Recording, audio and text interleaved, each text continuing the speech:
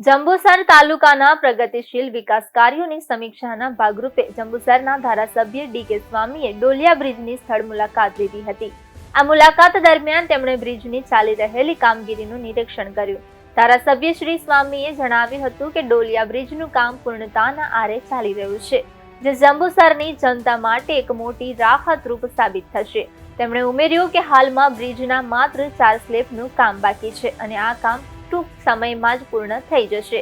આ મુલાકાત સમયે ધારાસભ્ય ડી.કે. સ્વામીની સાથે તાલુકા પ્રમુખ અને તાલુકા ભાજપ સંગઠનના અન્ય પ્રમુખ આગેવાનો પણ હાજર રહ્યા હતા.